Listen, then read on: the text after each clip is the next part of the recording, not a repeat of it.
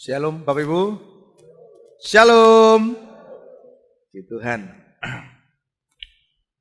Ya, bisa pakai yang di depan yang belum terisi, para pemusik.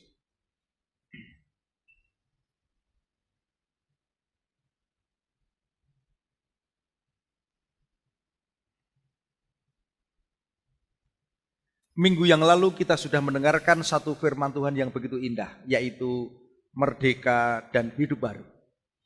Berkali-kali firman Tuhan menekankan bahwa kita sudah dilepaskan dari kuasa maut. Kita orang percaya sudah pindah dari kuasa maut, kuasa kegelapan ke dalam terang. Terang, kerajaan terang melalui pengorbanan Tuhan Yesus. Saudara mesti percaya posisi kita sudah ada di dalam kehidupan terang. Begitu kita terima Yesus sebagai Tuhan dan Juru Selamat, secara rohani posisi kita sudah dipindahkan dari kegelapan kepada terang. Dan sebagai orang percaya, kita sudah dimerdekakan dari dosa dan menjadi hamba kebenaran. Oleh karena itu firman Tuhan kemarin begitu menandaskan bahwa orang percaya harus meninggalkan manusia lama. Menanggalkan manusia lamanya. Dan diperbaharui terus menerus, ya, mengenakan manusia baru, diproses, bertumbuh, berbuah, ya, menghasilkan buah. Itu bisa kita dapatkan ketika kita menyalipkan daging dengan segala hawa nafsunya dan hidup dipimpin oleh Roh Kudus. Saudara, hari ini saya ingin melanjutkan seri pengajaran bulan Agustus tentang kemerdekaan di dalam Kristus dengan sesuatu yang sangat indah. Ya, kalau saudara hari ini mendengarkan dengan sungguh-sungguh dan melakukan, saya yakin saudara akan dibawa Tuhan untuk menjadi orang yang bertumbuh, berbuah, menghasilkan buah, dan kesudahannya ialah hidup yang kekal. Amin. Problem daripada orang Kristen bukanlah iblis, bukanlah setan. Saya ulangi, masalah yang ada di dalam orang Kristen itu bukanlah iblis, bukanlah setan. Seringkali ada orang yang selalu menyalahkan setan, selalu menyalahkan iblis, selalu menyalahkan dunia dengan segala tekanannya. Bukan.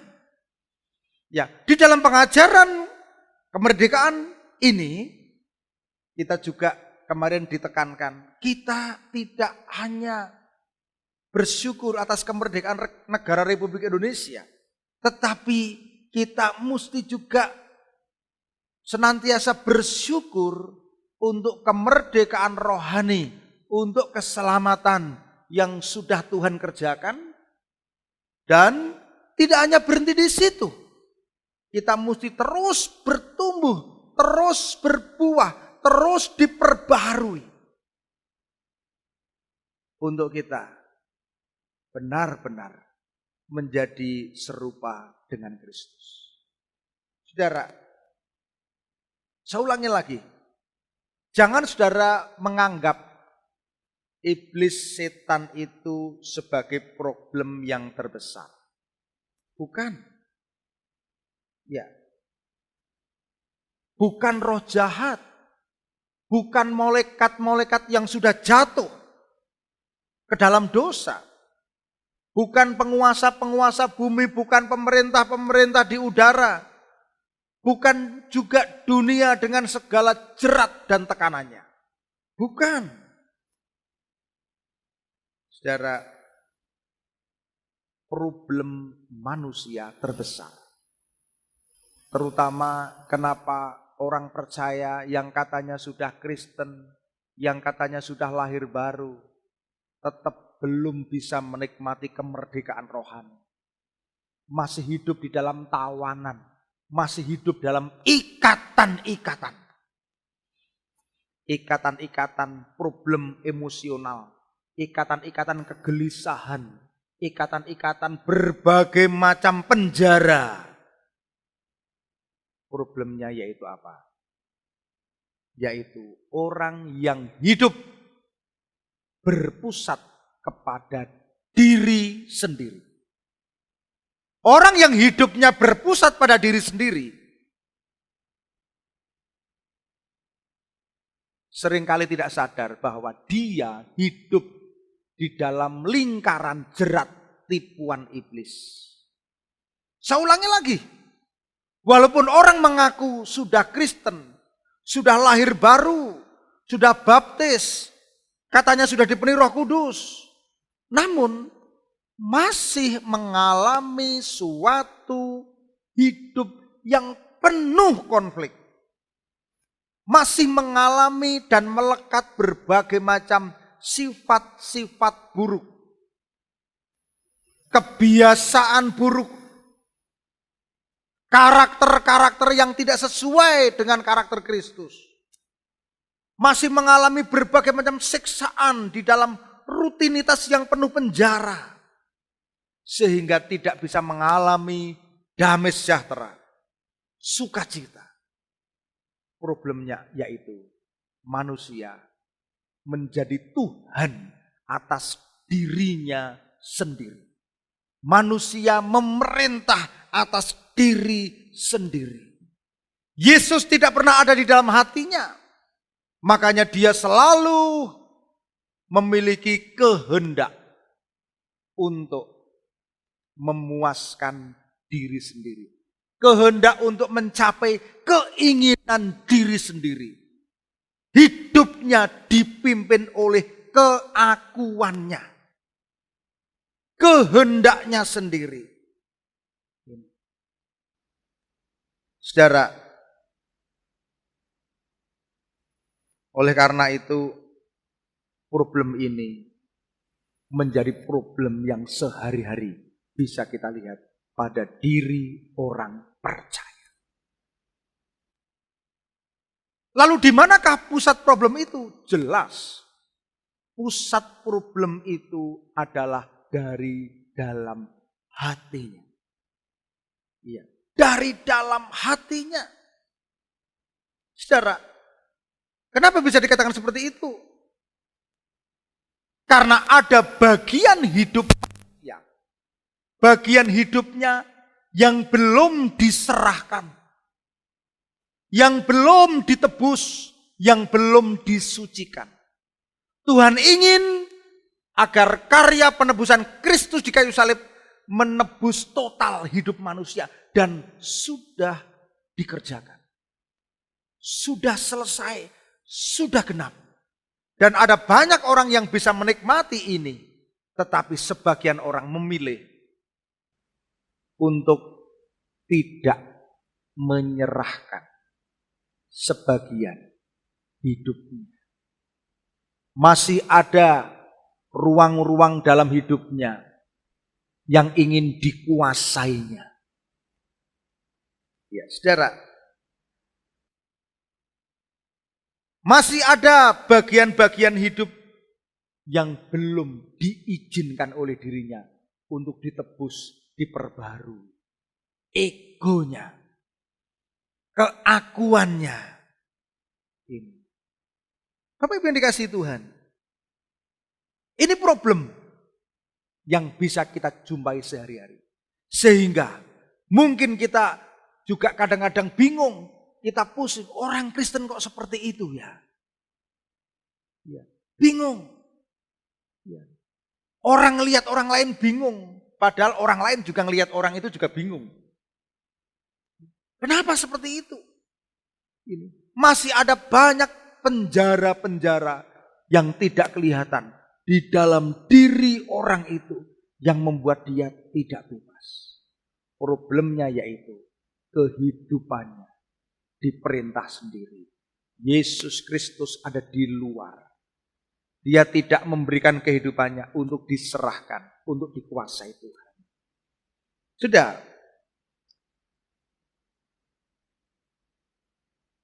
Kita lihat sebenarnya ada banyak ciri-ciri orang yang hidupnya itu berpusat pada keakuan. Banyak ciri. Tetapi saya hanya akan memberikan 5 ciri yang sebenarnya banyak. Ciri yang pertama orang yang sudah Kristen, sudah katanya lahir baru, sudah bahasa roh kenceng. Ya, tetapi hidupnya masih penuh konflik, penuh penjara. Hidupnya masih penuh berbagai macam ikatan-ikatan. Itu cirinya yang pertama. Orang yang hidup berpegang erat kepada dosa. Perhatikan. Kalau ada di antara kita yang nanti mendengar firman Tuhan ini dan melihat, oh iya, saya ternyata masih seperti itu. Ini adalah berkat bagi saudara. Orang yang masih berpegang erat kepada dosa, orang itu pasti tidak akan mendapatkan kemerdekaan rohani. Ini contoh, ada seorang wanita yang hidupnya ini masih terikat kepada okultisme, perdukunan. Masih terikat kepada ilmu kebatinan. Ketika wanita ini dilayani oleh pendeta, oleh para pemimpin sel, wah, dengan doa, puasa, puji Tuhan. Banyak setan, iblis yang keluar dari orang itu. Banyak iblis dan setan yang mau keluar, tetapi yang tidak mau keluar ada satu setan kecil. Dan setan kecil itu berkata melalui wanita ini ketika dilayani pelepasan. Dia ngomong, aku ingin sekali keluar. Tetapi wanita ini tidak mengizinkanku. Rupanya ada satu bagian hidup wanita itu yang dia masih ingin pegang. Enggak ingin dilepaskan. Wanita itu masih ingin mempertahankan hidup lamanya. Kebatinannya, ilmu kebatinan, okultismenya. Masih dia pertahankan. Padahal dengan jelas Tuhan berkata kepada wanita itu melalui hamba Tuhan. Tuhan berkata, kuasaku ada di sini untuk membebaskanmu jika engkau mau dilepaskan. Ya. Saudara, sayangnya wanita ini tidak memilih untuk dilepaskan. Tapi dia memilih untuk mempertahankan okultismenya. Penyembahan berhalanya. Dia masih mempertahankan ilmu kebatinannya. Akhirnya, begitu setan-setan sudah diusir, tinggal satu. Rumahnya sudah bersih. Akhirnya, yang terjadi lebih banyak lagi roh jahat yang masuk di dalam hidupnya. Sama seperti firman Tuhan di dalam Matius pasal 12. Ayat 43, 45 yang dikatakan apabila roh jahat keluar dari manusia, ia pun mengembara ke tempat yang tandus mencari perhentian, tetapi ia tidak mendapatkannya. Lalu ia berkata, aku akan kembali ke rumah yang telah kutinggalkan itu. Maka pergilah ia dan mendapati rumah itu kosong, bersih, tersapu dan rapi teratur. Lalu ia keluar dan mengajak 7 roh lain yang lebih jahat daripadanya, dan mereka masuk dan berdiam di situ. Maka akhirnya keadaan orang itu lebih buruk daripada keadaan semula. Demikian juga akan berlaku atas angkatan yang jahat. Orang yang tidak mau hidupnya dimerdekakan, dilepaskan. Orang yang hidupnya berpusat kepada keakuan diri sendiri. Sebabnya apa? Masih berpegang erat kepada dosa. Dipegang, tidak mau lepas. Saudara, ada yang namanya dosa favorit. Setiap orang cenderung karena terbuat dari daging. Daging itu definisinya kecenderungan berbuat dosa. Ada orang yang memiliki dosa yang ketika sudah bertobat, lalu mengalami dosa itu lagi, Lalu kembalinya ya ke dosa itu. Kembalinya ke situ, dia tidak kembali yang lain.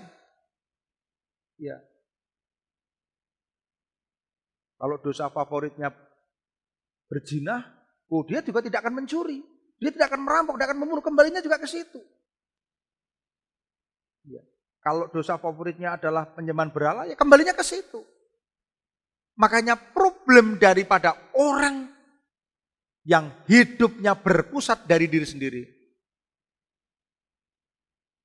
masalahnya dia mengatakan, aku lebih senang mempertahankan ini. Aku tidak mau dilepaskan. Hati-hati.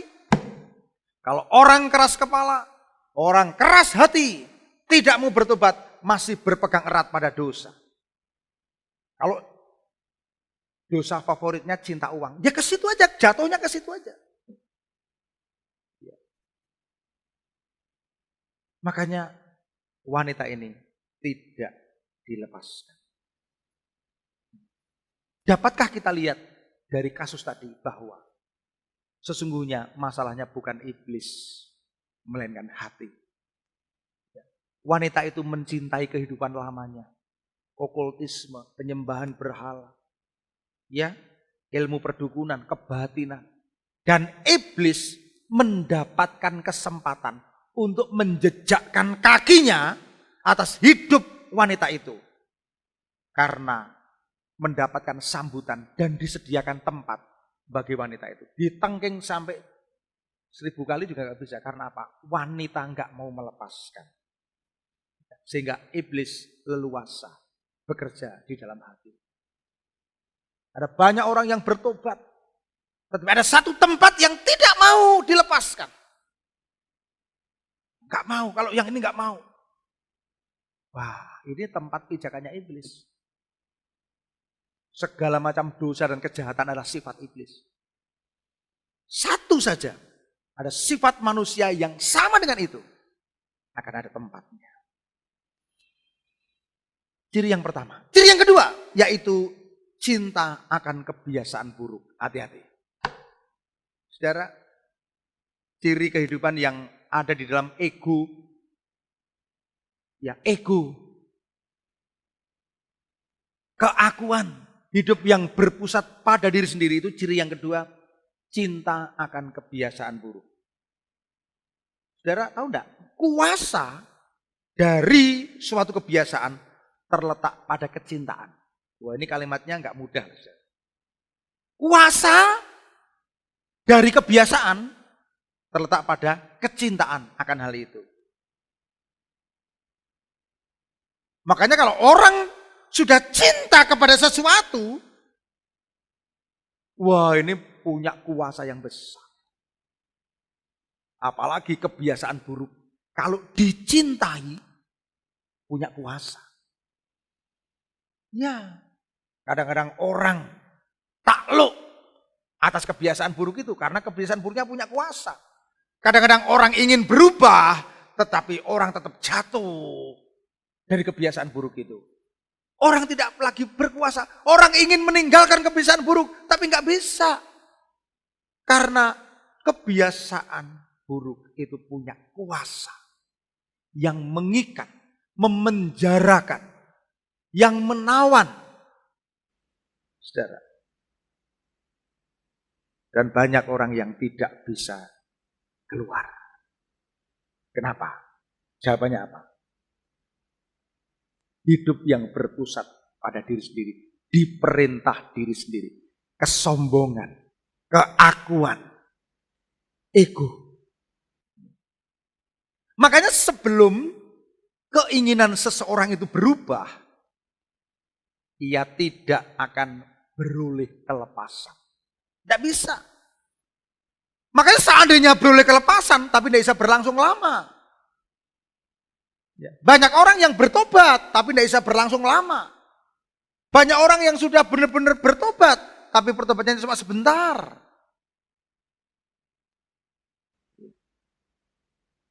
Saya di dalam sebuah acara besar di RRI, bukan RRI ya, di satu gedung di Jalan Kejayaan. Saya di situ melihat menghadiri satu acara rohani, ibadah, dan ada satu Kesaksian. Kesaksian. Di kesaksian itu saya ngelihat ada seorang yang bersaksi, dia dilepaskan dari berbagai macam ikatan dosa, dia dilepaskan dari berbagai macam ikatan-ikatan termasuk rokok. Dia ngomong, oh saya dilepaskan. Oh saya lihat ini bagus ini. Ya. Saya tahu enggak ini? Saya enggak tahu bagaimana saya itu sangat haus dan enggak tahan. Makanya saya keluar dari gedung itu dan menyeberang jalan. Saya cari gitu kan. Saya udah enggak tahan. Saya beli minum. Sebentar nanti mau kembali. Di situ, dia tahu enggak? Saya ketemu dengan orang yang saksi tadi. Saya ketemu di situ udah. Wah, udah ngomongnya udah jorok lagi, udah ngerokok lagi gitu. Padahal baru saja dia ini. Jadi ada banyak orang yang pertobatannya enggak sungguh-sungguh. Kenapa? Karena cinta akan kebiasaan. Banyak orang Kristen yang dengan tulus merindukan Tuhan, aku ingin lepas. Tapi kalau bagian dari dirinya masih ada kehendak, masih menginginkan itu lagi, wah, maka itu akan datang lagi. Sehingga kita mengenali jatuh bangun. Ada orang yang jatuh bangun. Ya. Kegiatannya apa? Kegiatannya jatuh bangun dosa. Sulit bertumbuh. Kalau orang hanya jatuh bangun, kelihatannya baik-baik saja. Kelihatannya melayani baik-baik, kelihatannya tidak ada problem. Tapi sesungguhnya dia ada dalam satu ikatan konflik, tekanan penjara. Yang membuat orang itu tidak bisa bertumbuh. Tidak mengalami kemerdekaan rohani. Ini masalah. Ingat ya, saudara dengarkan khotbah ini baik-baik bagi orang tua. Karena saudara punya anak-anak. Yang harus diarahkan untuk hidup bertumbuh dalam Tuhan. Saudara,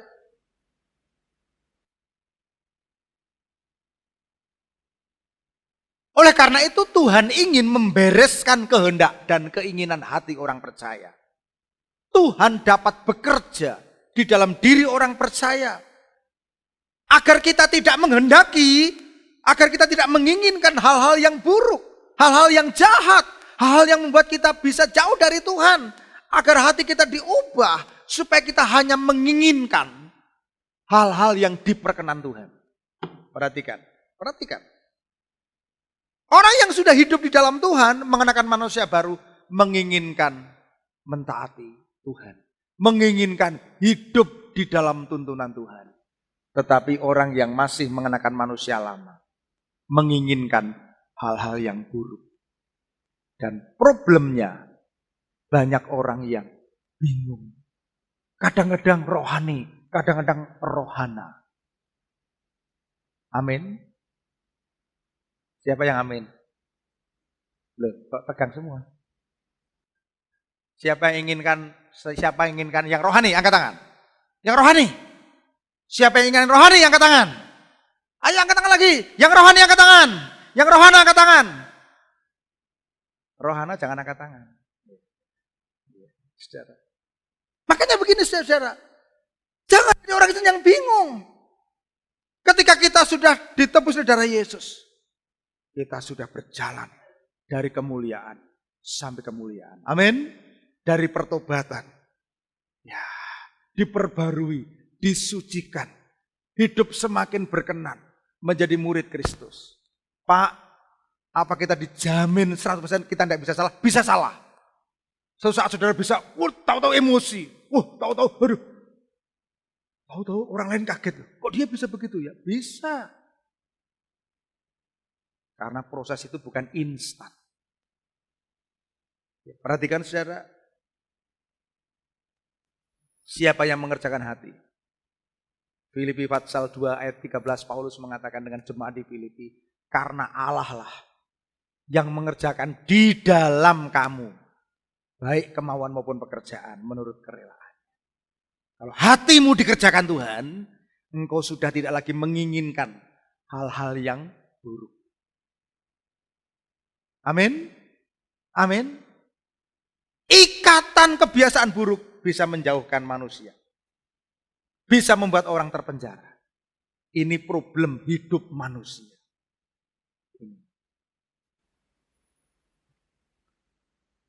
Makanya kalau kita punya hati, hati kan punya kehendak.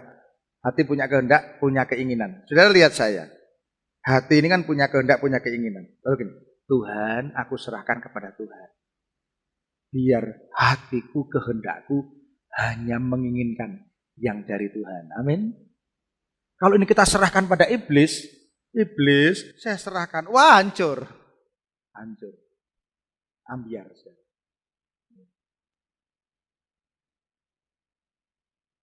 Ada orang berkata, itu terlalu sulit. Kan kita kan masih hidup di dunia. Kan kita masih hidup di dunia, kita masih manusia. Saya kasih tahu, memang itu bukan jalan yang mudah. Tetapi bersama Tuhan, melalui pertolongan Roh Kudus-Nya, kita pasti bisa. Amin. Ya, ada banyak. 3, saya mau cepat. Ciri orang yang hidup di dalam pemerintahan diri sendiri, yaitu tidak mau mengampuni. Tidak mau mengampuni. Perhatikan. Hati yang tidak mau mengampuni itu membuka pintu bagi iblis. Saudara perhatikan saya. Kalau saudara tidak mau mengampuni, itu sama dengan gini. Membuka pintu bagi iblis untuk datang. Kenapa? Karena iblis itu pahit hati. Oh, dia pahit. Dia udah dilempar. Ya. Dia udah diusir dari surga. Iblis pahit. Iblis tidak mau mengampuni.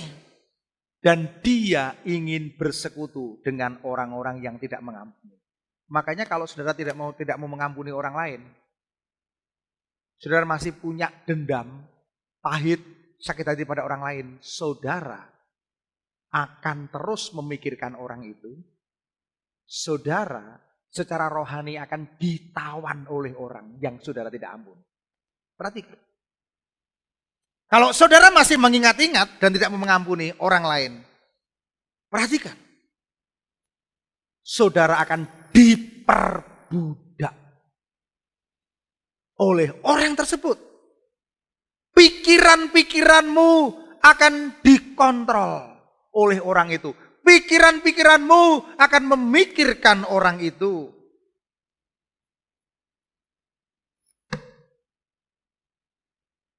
Dan hidupmu akan disiksa. Siapa yang menyiksa? Hatimu sendiri. Hatimu sendiri. Makanya begini, ada orang yang tidak mau mengampuni orang, orangnya ini tidur nyenyak. Ya, orangnya tidur nyenyak. Gak ada masalah. Tapi orang yang kepahitan, gak bisa tidur ini. Getem-getem, dendam. Iya. Masalah.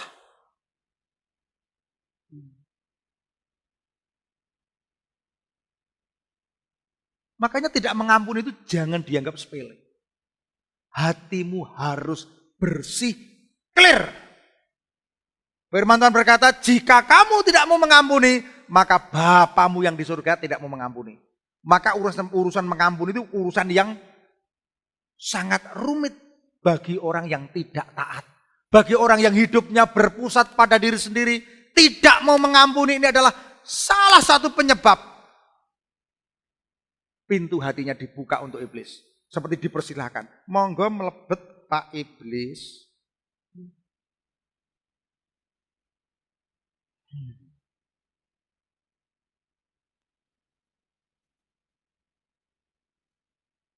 Makanya Petrus tanya sama Tuhan Yesus. Kalau gitu terus piye Tuhan? Terus piye, masalah mengampuni itu rumit. Terus saya itu harus mengampuni berapa kali? Ada banyak orang yang menjengkelkan, banyak orang yang membuat saya kecewa. Terus bagaimana? Sampai berapa kali kami harus mengampuni saudaraku jika ia berbuat dosa? Sampai 7 kali? Orang Jawa kan punya rumus 3 kali. Wes tenan pisan ben apa-apa pindho ya ben apa 3 wes. Selesai. Itu rumus iblis, jangan percaya. Tuhan Yesus dalam pengajarannya dalam Matius pasal 18, Yesus berkata, bukan, aku berkata kepadamu, bukan sampai 7 kali, melainkan sampai 70 kali 7 kali. Wush. Ngeri. Setiap jam itu udah ada 60 menit. 60 menit kali berapa? 24 berapa? Saudara? Ini sampai 70 kali 7. 490. Makanya Yesus menerangkan ayat 23. Oh, tentang kerajaan Allah itu seumur raja yang tidak mengadakan perhitungan dengan hambanya. Ada orang utang. Dibebaskan. Katalah 20 miliar dibebaskan raja. Wah, pulang dengan senang udah bebas. Sekarang saya sudah bebas. Ketemu tonggone utang 50.000 yang dul desa, cekel, bulone kampleng.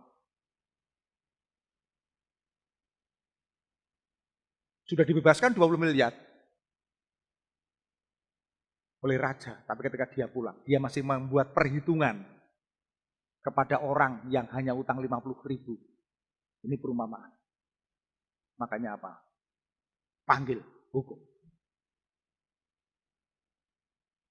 Ini bukan masalah sepele. Depresi, stres yang berkepanjangan merupakan hasil daripada menyimpan kepahitan, menyimpan dendam. Lihat orang yang tidak mau mengampuni nggak akan bertumbuh, nggak akan bertumbuh. Makanya begini, saudara-saudara ini kan keluarga di dalam Tuhan. Jangan ada masalah di antara saudara. Kalau ada masalah, bener salah itu biasa. Menungso ini bener salah gentenan, biasa. Ya. Tadi malam ketika saya juga mengulang untuk memeriksa khotbah ini lagi, saya sambil WA-an dengan beberapa hamba Tuhan di Jawa Tengah. Salah satu grup kerja kami. Sampai ini bukan masalah benar dan salah. Ngobrol tentang itu. Iya. Kalau manusia hanya benar dan salah, menjadi manusia yang hanya berpusat pada diri sendiri. Iya. Makanya Paulus berkata, iblis akan memperoleh keuntungan jika kita tidak mengampuni. Kalau nggak percaya buka aja. Di dalam 2 Korintus pasal 2 ayat 10 dan 11.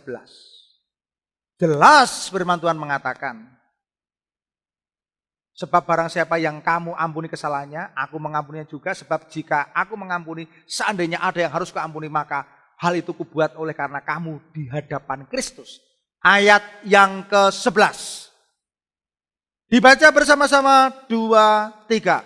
Supaya iblis jangan beroleh keuntungan atas kita. Sebab kita tahu apa maksudnya. Kalau kita ini punya hati yang dendam, kepahitan, kecewa dan disimpan. Hidup kita tidak memikirkan perkara di atas. Tidak memikirkan firman Tuhan, hanya memikirkan orang itu. Itu diperbudak sama dengan, wah, masalah.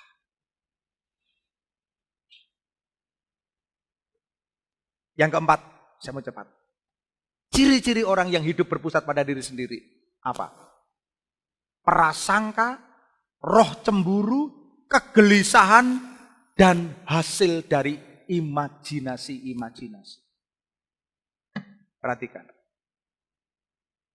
Orang kalau hidupnya penuh prasangka, hidupnya penuh roh cemburu, hidupnya penuh kegelisahan-kegelisahan, hasil dari apa? Hasil dari pikiran-pikiran yang melayang, imajinasi-imajinasi. Ciri-ciri orang yang hidupnya berpusat pada diri sendiri itu apa?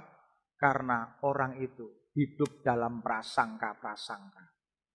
Hidup dalam roh cemburu, hidup di dalam hati yang gelisah. Makanya ada orang yang hidup dalam kegelisahan, gelisah.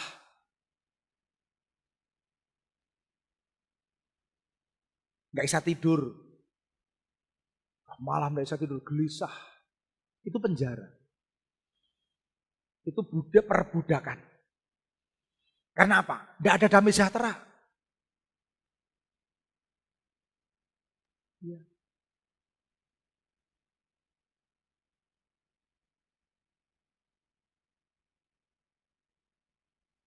Perhatikan.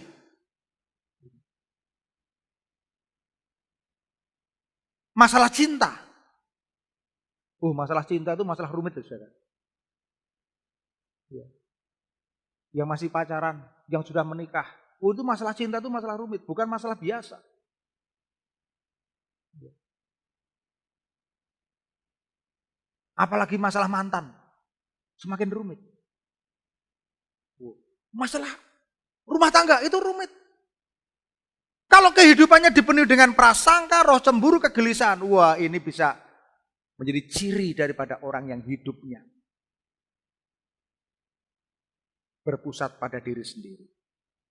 Coba kita lihat Bilangan pasal 5 ayat 12-14.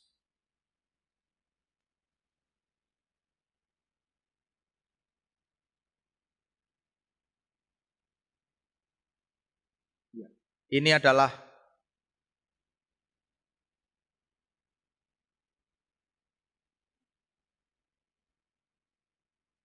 berbicaralah kepada orang Israel dan katakan kepada mereka, apabila istri seseorang berbuat serong dan tidak setia terhadap suaminya, dan laki-laki lain tidur dan bersetubuh dengan perempuan itu dengan tidak diketahui suaminya, karena tinggal rahasia bahwa perempuan itu mencemarkan dirinya, tidak ada saksi terhadap dia tidak kedapatan. Terus ini kata-katanya membingungkan. Dan apabila kemudian roh cemburu menguasai suami itu sehingga ia menjadi cemburu terhadap istrinya, dan perempuan itu memang telah mencemarkan dirinya, atau apabila roh cemburu menguasai suami itu sehingga ia menjadi cemburu terhadap istrinya, walaupun perempuan itu tidak mencemarkan dirinya. Wah ini masalahnya ini rumit. Makanya saya selalu ngomong, ya seorang istri itu kalau tidak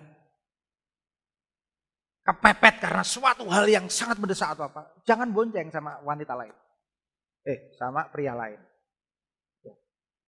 Seorang pacar kalau nggak kepepet, jangan dibiasakan berduaan sama orang lain. Walaupun tidak melakukan, bisa terjadi masalah. Bisa terjadi masalah. Ya. Seorang yang udah pacaran, yang sudah mau menikah, jangan saudara bonceng-bonceng orang lain. Apalagi menikmati, nanti lama-lama bonceng jadi seneng. Senang menikmati, susah melepas. Akhirnya bingung, mencintai dua orang. Wanita juga seperti itu, pria juga seperti itu.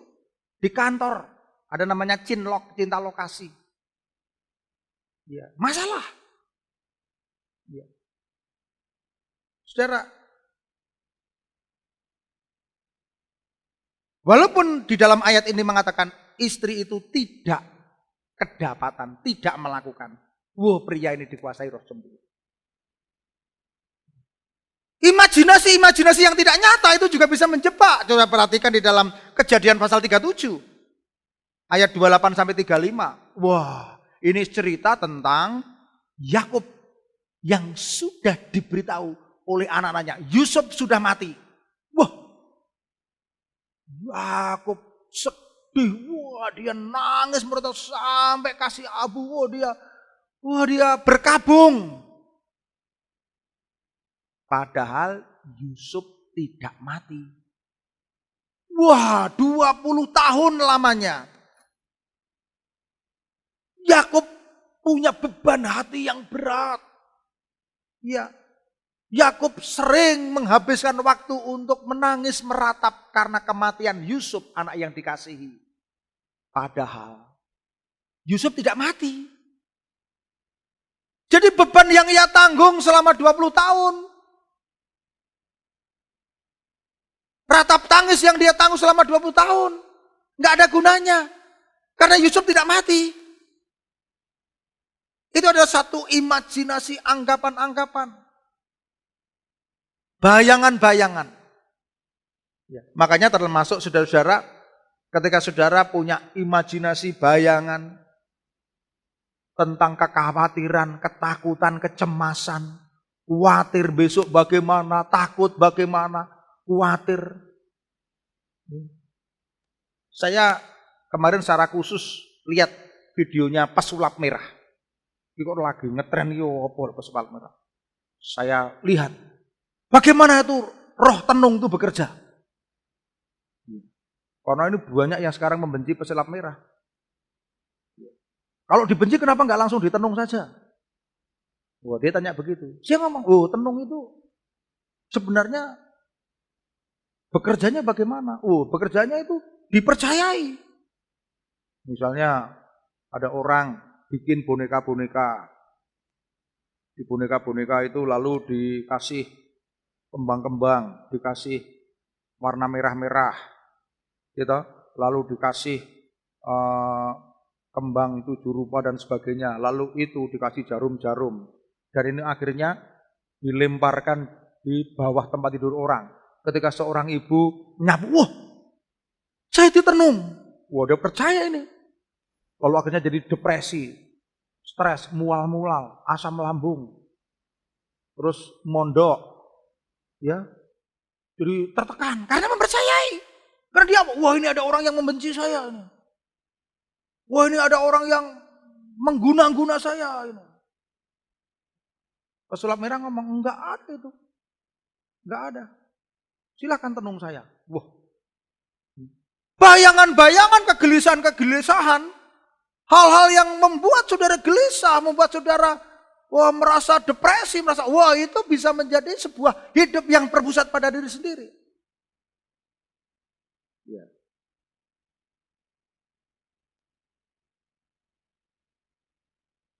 Termasuk kekhawatiran, ketakutan, kecemasan, prasangka, iri hati. Orang kalau lihat orang lain diberkati, gak tahan hidupnya. Orang lain diberkati, dia menderita. Gimana? Harusnya bersyukur. Itu loh penjara-penjara.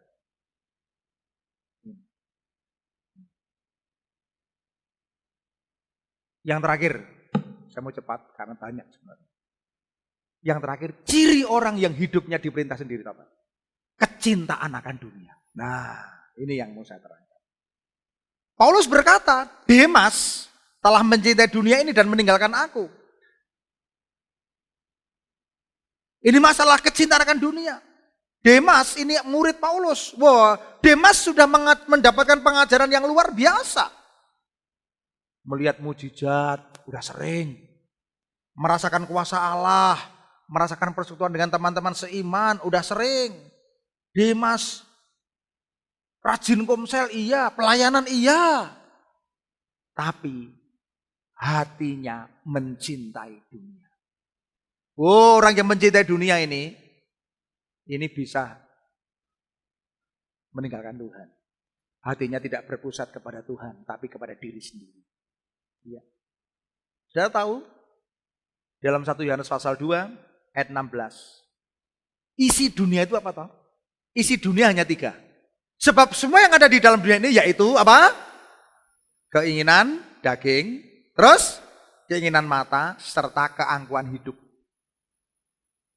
Keinginan daging itu segala hal yang kecenderungannya memuaskan daging. Itu hidup yang berpusat pada diri sendiri. Keinginan mata, memuaskan diri sendiri. Lihat film-film yang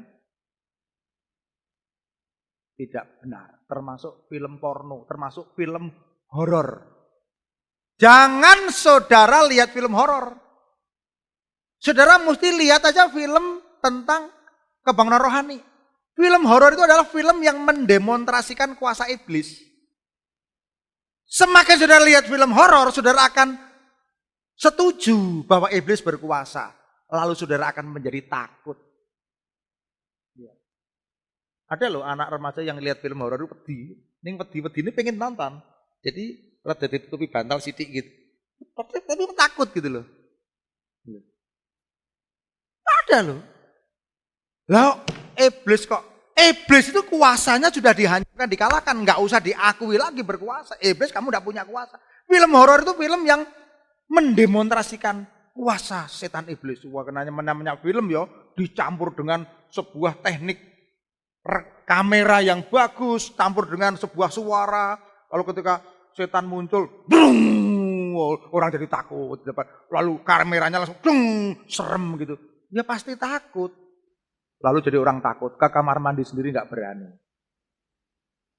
Ya. Mandi sendiri takut. Jadi takut, kenapa? Masalah. Oh, banyak penari-penari di lain gereja ini yang takut. Di sini tidak ada. Tidak ada. Klaten nggak ada. Tidak ada duanya ya. Saya kasih tahu saudara. Jangan. Ini. Isi dunia itu apa? Keinginan mata, keangkuhan hidup. Lihat saudara. Saudara kalau punya sesuatu, lalu saudara berharap dipuji orang, itu keangkuhan hidup. Dipuji orang, keinginan untuk dipuji orang, itu pemerintahan diri sendiri. Keinginan untuk diakui. Mengejar apa kata orang. Apa kata orang. Jadi motivasinya saudara punya sesuatu supaya orang memuji saudara, itu salah. Kalau saudara diberkati Tuhan, saudara tambah fasilitas, saudara akan berkata, terima kasih Tuhan. Tuhan kasih fasilitas. Ini untuk pekerjaan Tuhan. Saudara kasih motor baru, ini untuk kuda. Kalau zaman dulu kan kuda ya, sekarang motor, ya mobil. Ya ini hanya fasilitas. Kalau saudara selalu ingin dipuji orang, diakui orang, ini termasuk keangkuhan hidup. Ya. Siapa di antara ibu-ibu yang motivasinya nganggo ngerempiang gelang itu bendarai wong didit? Sampai apa? Sampai pinjem. Jileh.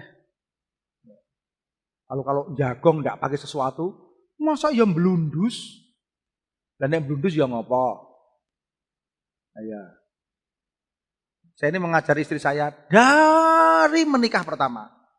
Jangan punya prinsip itu. Blundus ya ben. Asalkan tidak blundus di hadapan Tuhan. Amin.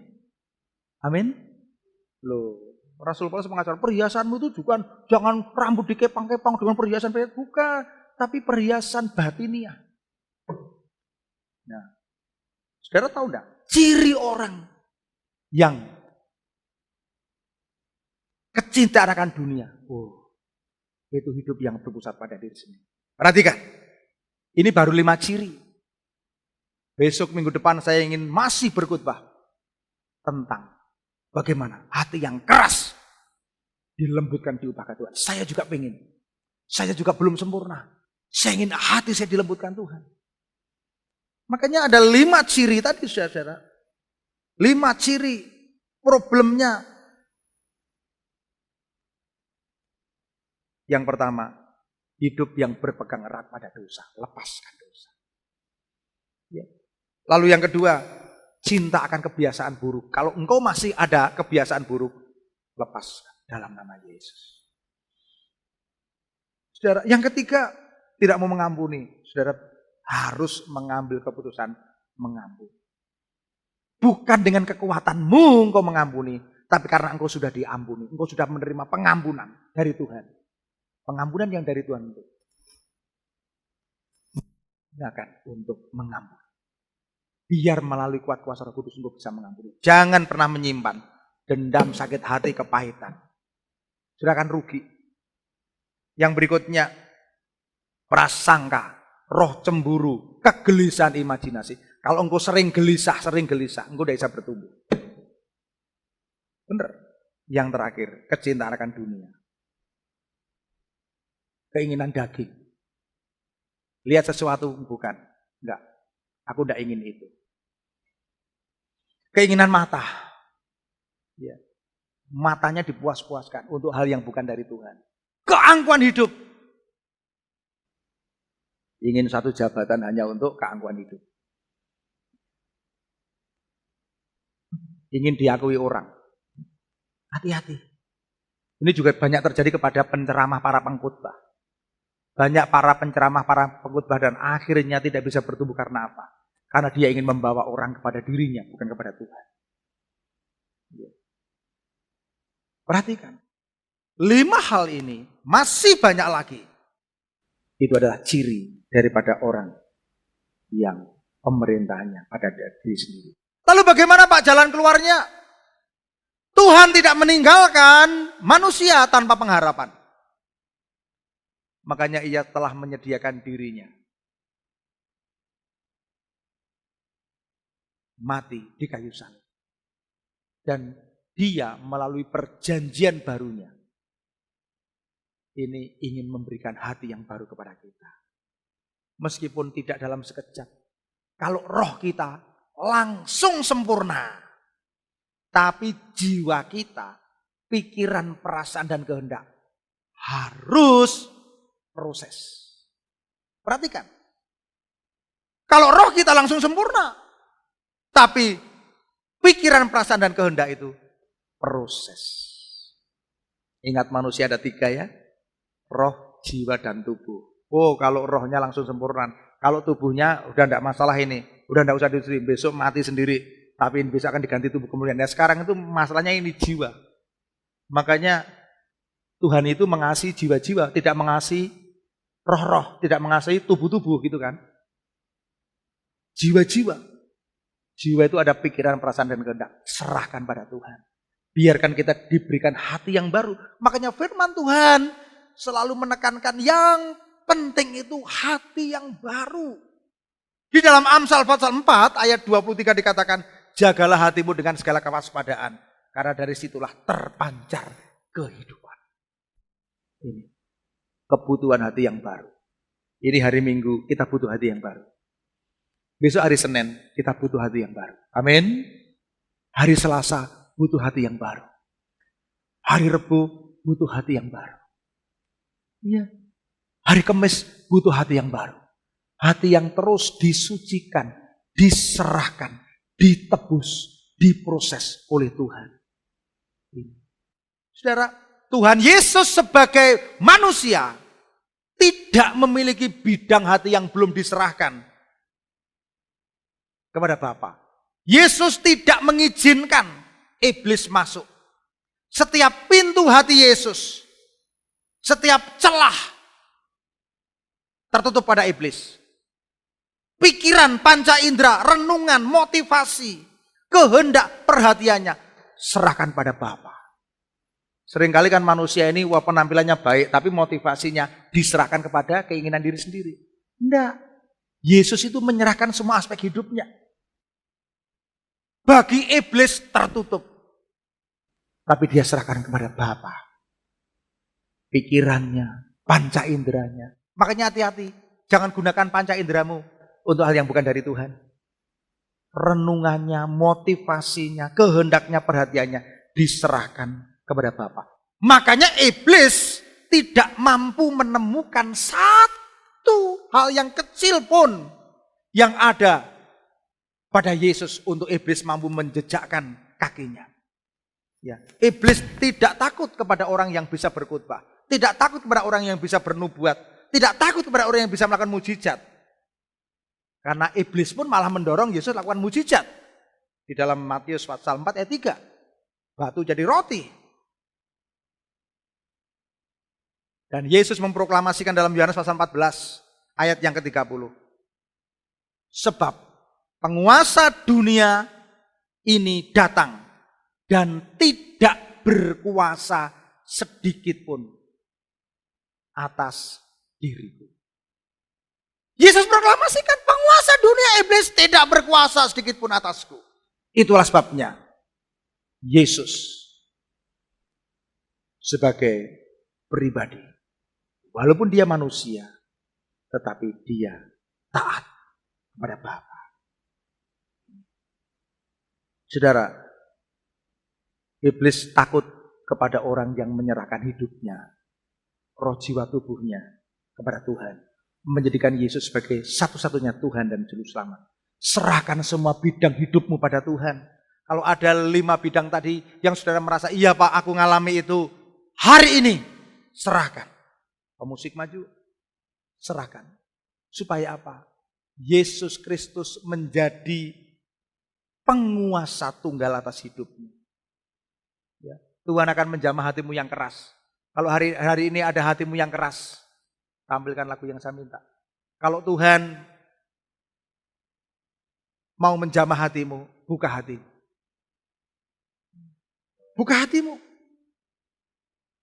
Saudara akan jadi orang yang baru. Setiap kali saudara mendengarkan firman Tuhan, saudara akan diubah Tuhan. Dengar firman Tuhan, diubah Tuhan. Ayo kita bertumbuh bersama. Tadi pagi saya ngomong sama istri, Mama, hari ini aku diberkati Tuhan. Ada loh rahasia firman. Aku cerita sama Mama. Ngobrol. Hari ini aku diberkati. Sebelum saudara diberkati, saya udah diberkati. Ya. Jadi malam saya persiapan firman Tuhan, memfinishing persiapan saya, enggak puas. Sampai saya tadi malam, sampai jam 10, Mama, udah malam. Enggak, aku masih belum puas. Aku ingin merenungkan firman Tuhan. Sampai setengah 12. Pagi saya masih bangun lagi. Pagi saya masih merenungkan firman Tuhan lagi. Saya diberkati berkali-kali atas firman Tuhan ini. Ketika saya sampaikan, seperti saya itu lihat hidup saya. Oh, rupanya ini ya yang membuat saya dulu lama enggak bertumbuh. Kelihatannya saya bertumbuh, tapi sebenarnya dalam diri saya lama. Kita enggak usah pakai topeng. Mari kita berdiri. Iya, saudara, angkat tanganmu. Serahkan hidupmu pada Tuhan. Jangan ada satu bidang pun yang kau pertahankan. Kalau ada 5 hal itu yang membuat engkau tidak bisa bertumbuh, yang membuat engkau mempertahankan keakuan, datang pada Tuhan.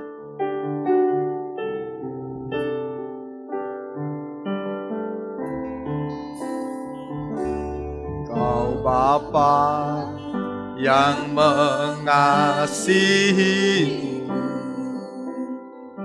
kuasa-Mu memulihkan. Semua nyanyi hati yang baru Kau berikan, untukku dapat katakan, rencana-Mu indah bagiku.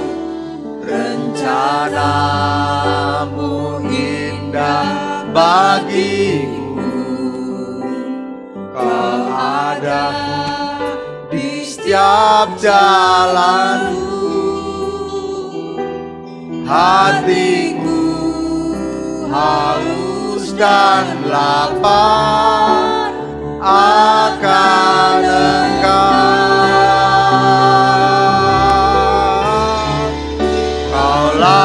Segalanya, katakan, di dalam hidupku,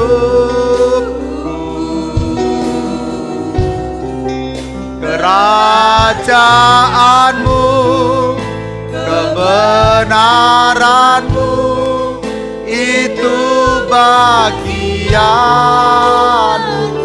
Kaulah yang kupandang, Kaulah yang kupandang selama hidupku, selama hidupku.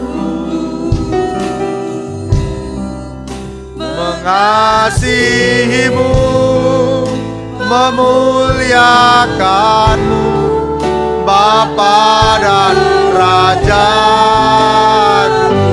Semua nyanyikan. Oh, Kaulah segalanya. Dalam nama Yesus. Di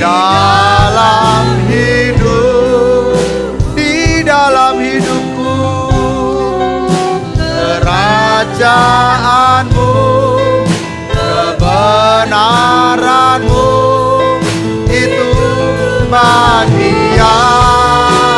Kaulah yang kupandang, Kaulah yang kupandang, Kaulah yang kupandang selama hidup. Mengasihi-Mu, memuliakan-Mu, Bapa dan Raja. siapa di antara engkau yang hari ini diberkati firman Tuhan? Kalau ada 5 ciri itu, saudara datang pada Tuhan. Tuhan, ternyata ini ya Tuhan yang membuat hidupku masih belum merdeka. Siapa yang masih berpegang erat pada dosa? Ada dosa tersembunyi. Kau yang ada kebiasaan-kebiasaan buruk. Kau yang tidak mau mengampuni. Mungkin tidak mau mengampuni orang tuamu, anakmu sendiri, orang lain. Kau yang hidup di dalam prasangka, roh cemburu, kegelisahan, bayangan-bayangan yang tidak nyata, kekhawatiran. Engkau yang mencintai dunia ini. Hari ini datang pada Tuhan. Ini aku Tuhan. Engkau hari ini yang benar-benar mau datang pada Tuhan. Tidak ada seorang pun yang sempurna. Kita semua masih butuh itu. Selama kita hidup di dunia, kita butuh Tuhan. Tuhan, aku mau jadi jemaat, mempelai wanita Tuhan yang tidak ada cacat dan kerut atau yang tersembunyi.